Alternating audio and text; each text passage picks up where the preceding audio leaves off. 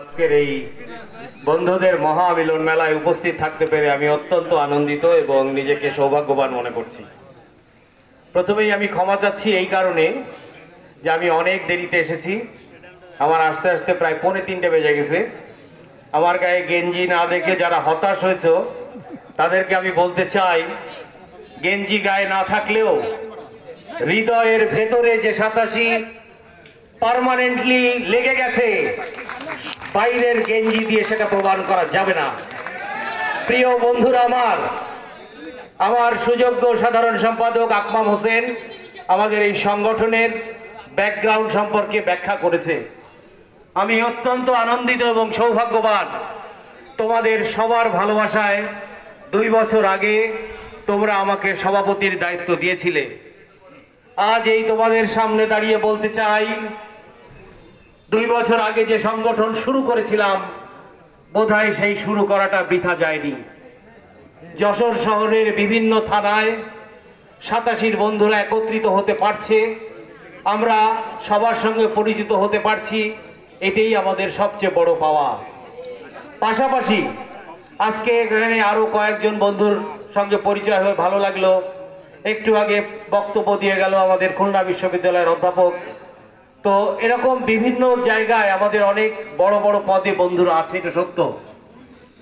তারপরেও আমাদের সবার সামর্থ্যের একটা সীমাবদ্ধতা আছে, কিন্তু আমি চাই যে আমাদের আনন্দ আয়োজন, হই হুল্লোড়, রিইউনিয়ন সবই থাকুক, কিন্তু এর পাশাপাশি আমাদের যে বন্ধুগুলো একটু পিছিয়ে পড়া আছে, আমি বিভিন্ন জায়গায় গেলে একটা কথাই বলার চেষ্টা করি যে আনন্দ, হই হুল্লোড়, রিইউনিয়ন সবই দরকার, কিন্তু যে বন্ধুটা পিছিয়ে আছে আমরা সবাই মিলে যদি তার জন্য হাত বাড়াই, আমার বিশ্বাস এই এতগুলো মানুষের চাওয়া, এতগুলো মানুষ একসাথে হলে নিশ্চয়ই আমাদের সেই পিছিয়ে পড়া বন্ধুটি সামনের দিকে এগিয়ে আসতে পারবে। তার আগামী দিনগুলো ভালো থাকবার জন্য নিশ্চয়ই আমরা চেষ্টা করতে পারি। সবার প্রতি আমার এই আহ্বান। আগামী দিনে আকমাম যে কথাটা একটু আগে বলেছে, আমাদের সবার বয়স 54-55 বছর, অর্থাৎ আমাদের জীবনকে যদি আমরা 3টা ভাগে ভাগ করি, ডেফিনেটলি আমরা এখন শেষ ভাগে। হয়তো সময় খুব বেশি নেই। একটু আগে একটা বন্ধু মারা গেছে, ওর ওয়াইফের সঙ্গে কথা হচ্ছিল, তার কষ্ট, এটাই স্বাভাবিক, সবাইকে তো চলে যেতে হবে, সেই জিনিসটা আমাদের সবার মাথার মধ্যে আছে। সেটা মাথায় রেখে সৎভাবে আগামী দিনগুলোতে আমরা যেন একসাথে চলতে পারি, সেটাই আমাদের প্রার্থনা। আমি তোমাদেরকে আরেকটি তথ্য দিতে চাই, এটা আমার জন্য আনন্দের, নিশ্চয়ই তোমাদেরও ভালো লাগবে। তোমরা অনেকেই জানো যে আমি পেশায় একজন চিকিৎসক।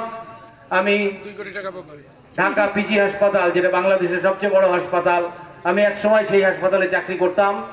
বিভিন্ন কারণে আমি সেই চাকরি ছেড়ে দিয়েছিলাম। আমি অত্যন্ত আনন্দের সঙ্গে তোমাদের মাধ্যমে জানাতে চাই, আমি আবার চাকরিতে ফিরে গেছি। আমি গত 15 দিন আগে আমি আবার পিজি হাসপাতালে জয়েন করেছি।